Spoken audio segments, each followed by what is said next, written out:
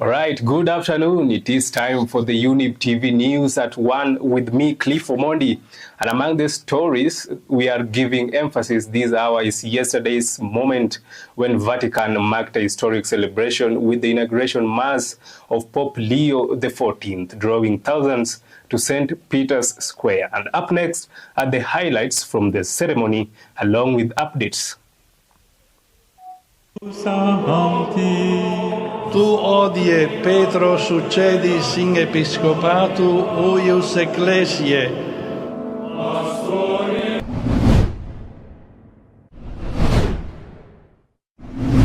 Anybody preaching violence and prophesying violence and threatening war and violence is as dangerous as the bandits of the North Rift.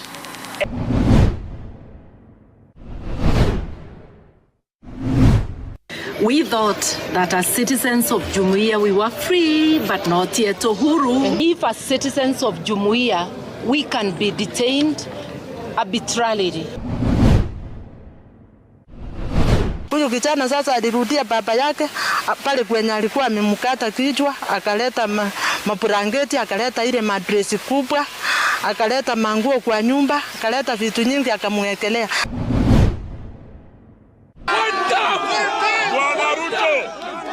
Nataka nikueleze, hatutakubali harassment ya upinzani, intimidation ya upinzani, kuweaponize our justice system.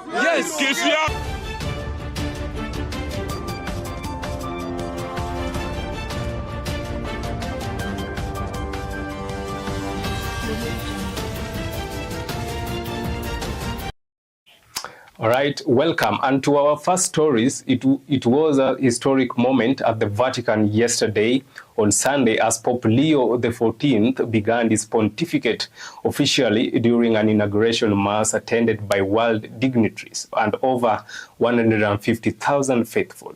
Pope Leo XIV was presented with the pallium, which is a woolen vestment that represents his position as supreme shepherd and leader of the Catholic Church. He also received the fisherman's ring, which is a special gold ring bearing the image of St. Peter's and the Pope's name and the seal. And it was Cardinal Tagle of the Philippines who put the ring on him.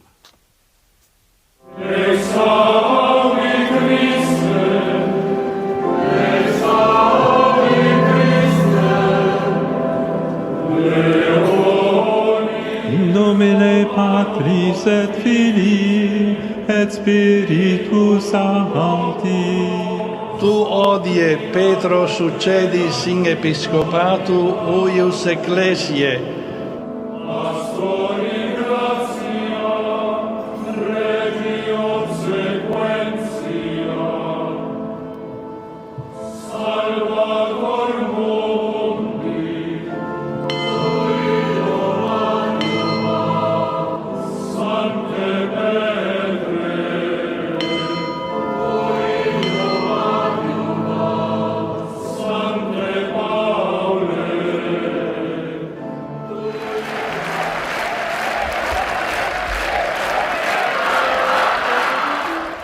And away from the Vatican, politicians who attend Catholic Church services have been warned by His Lordship Peter Kimani, who is the Catholic Bishop of the Embu Diocese, not to expect special treatment or recognition during Mass in parishes that fall within the Diocese of Embu. He emphasized that political leaders ought to hear the gospel without prejudice or favoritism because they are on par with other devout people before God.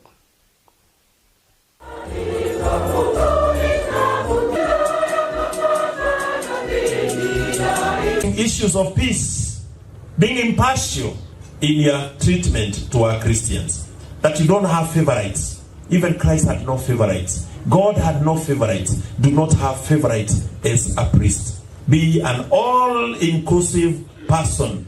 Awe ni mwenda wazimu, awe ni kiwete, awe ni mtu ambaye hajiwezi ama ni maskini, awe ni tajiri, awe ni mwanasiasa, awe ni daktari, sote mbele ya Mungu tuko macho sana.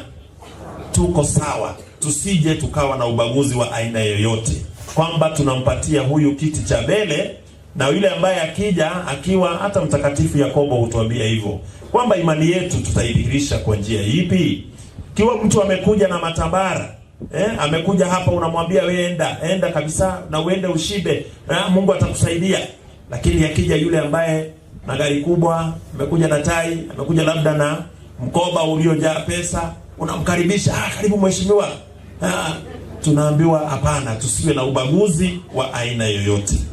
Maovu ambayo yanayoendelezwa labda na viongozi, yanayoendelezwa na vijana, yanayoendelezwa na wazazi, hayo ndiyo kazi yetu, ni kusahihisha na kuona ya kwamba tunaweka nchi yetu, tunaweka kanisa letu kwa njia ambayo ni nzuri. Na sio eti tunaposahihishwa nasi wa Kristo tunaanza kukasirika. Tunaambiwa ukirekebishwa, urekebike. Hata viongozi wetu tunawaomba, unaporekebishwa na viongozi na maaskofu wa kanisa zozote, unapoambiwa hili ni baya, usiseme ya kwamba hii haistahili, wewe kama askofu ama padre haufai kuongea. Uovu ni uovu na wema ni kwanza ni mojawapo la ujumbe kwetu mapadri, kwamba mambo ya biashara sio kazi ya nani? Sio kazi ya upadri. Haufai kufanya biashara ama kuenda kufanya kazi ambayo itakupatia mshahara ama kukufanya uwe tajiri. Kazi hiyo ile ambayo tumeitiwa la kwanza, na kama hao ambao tunaowapadrisha siku ya leo, ni kuendeleza neno la Mungu, ni kubatiza, ni kuhubiri, ni kuhakikisha ya kwamba neno la Mungu limwafikia wote. And now, away from the church, plain-clothes police officers wearing masks have raided the house of Governor George Natembeya in Milimani area, Kitale, and in Trans Nzoia County. The officers, who are said to be accompanied by EACC agents, surrounded the governor's residence in an incident that has sparked outrage among residents and opposition leaders who have flocked to the area and vowed not to allow Governor George Natembeya to be arrested. The DAPK party leader Eugene Wamalwa was among the leaders who arrived to show their solidarity with the governor.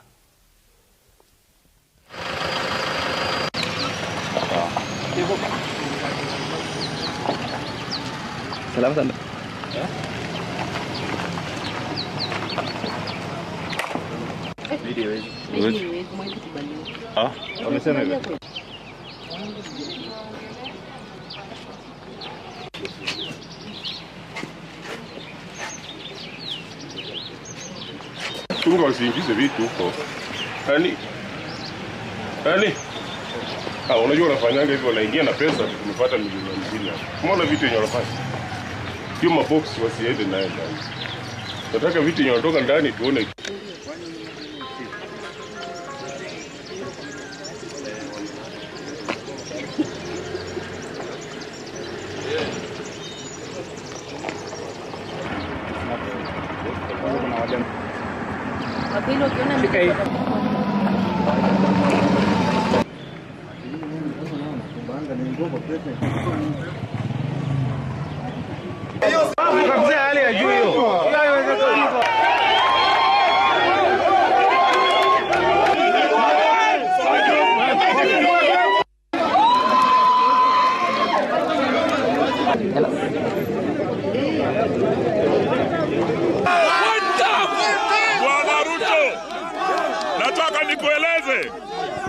Hatutakubali harassment ya upinzani, intimidation ya upinzani, kuweaponize our justice system kisiasa.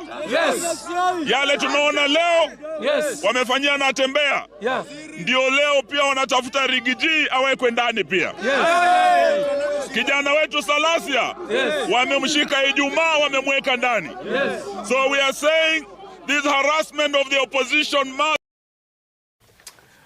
And now to other story that has made headlines from since yesterday, that is People's Liberation Party leader Martha Karua Human rights activist Lynn Ngugi and LSK Council member Gloria Kimani have finally returned to the country yesterday after being detained in Tanzania for about 6 hours. The three were deported from Tanzania after landing at the Mwalimu Nyerere International Airport in Dar es Salaam.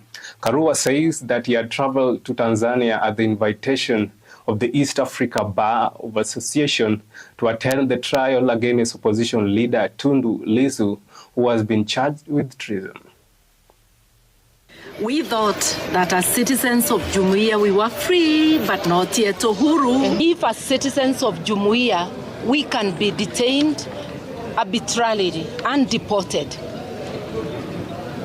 it means that the purpose of the Jumuiya is lost. It is a very sad time for East Africa, and it is up to us as citizens. We want to tell you that citizens of East Africa, and I am one of them, we are not going to take it lying down. We will push back, and we shall not surrender to tyranny. Mother Karua has been mistreated today. We stand in solidarity with her. Of course, we wish the people, the great people of the United Republic of Tanzania well, even as they prepare for elections, which are later in the year. But we want to say let us give space for integration of the professions. Mother Karua tried to go and represent also messenger in Uganda. I think eventually she was able to practice. All right, we now proceed to our first break here at Younib TV News at 1. Don't go far.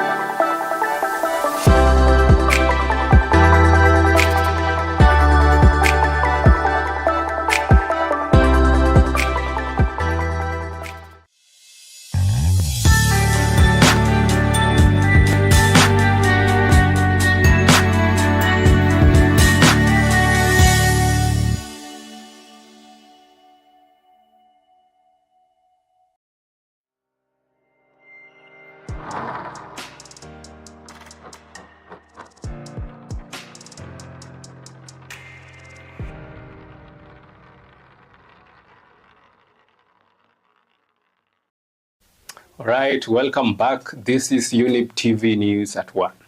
Now, Deputy President Professor Kithure Kindiki has warned DCP party leader Rigathi Gachagua regarding his recent remarks about the possibility of violence in the 2027 elections.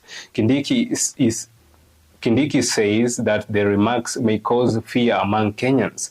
Kindiki's warning comes as the Interior Cabinet Secretary Kipchumba Murkomen also told Gachagua that he will face the law due to the remarks. Anybody preaching violence and prophesying violence and threatening war and violence is as dangerous as the bandits of the North Rift and as the terrorists of the Lamu Enclave in northern Kenya. Those who have made our people suffer and shed blood. So we will not allow, as government, we will go out of our way to make sure that the election and the people's choices for all seats, the election is peaceful, democratic, free and fair, because that is what the Constitution demands of us. Unajua kuna watu wanatutisha, wanafikiria they are now above the law. Wanafikiria hawatashikwa, wanafikiria hawatafungwa. I am going to tell you, under our watch, this country is not going to condone anybody who wants to ban this nation. We will not allow you to have a free space to operate on matters of violence. Muko kwa rada ya serikali usiku na mchana. You gotta just know that. That's the reason why we are even in this broad-based government. is because we want the country to be stable. We want a stable country. So any leader should never pronounce matters of violence. But Rigathi Gachagua is just reminding us that again is planning for violence. I want to tell Rigathi Gachagua, there is no space for you and your violence. Shetani ashindwe, Mkabila ashindwe. Ameanzisha chama ya kudivide community. Hiyo chama tunasema ishindwe. Mumekubali kuunga serikali ya broad based. And now, away from politics, residents of Woodley Estate in Nairobi have complained of harassment by Nairobi County government officials who they say have defied court orders and evicted them. 10 residents have been evicted for the second time in the estate. The county government has been carrying out an operation to collect a debt of 50 billion Kenya shillings from its tenants for 2 weeks now. They stole our things. They broke our gates. They came in about 70 men. Those guys, I don't know, they were just screaming, toka, toka, toka, toka. They were breaking our windows. They broke our doors. Thankfully, I was let in by one of the city council guys who said, you can get your documents. I was even pushed. They were pushing me. They were pushing my brothers. They took the fridge and the cooker and the gas cylinders. The evictions obviously are an illegal process and violate the Land Act 2012, which mandates notice, mediation, and alternative housing. We can no longer appeal to Governor Sakaja, to look at these things objectively.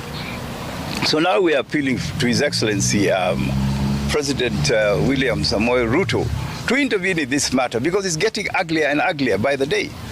And people are acting with impunity, with no regard for the laws of this country, the constitution of this country. They took all my chairs.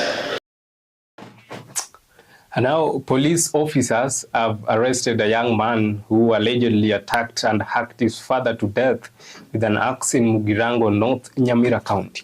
The mother of the suspect, who has been identified as Franklin Uhuru, said that the act was caused by a disagreement between the 20-year-old and his father, who had kicked them out of their house. The suspect is now being held at the Kerenyo police station.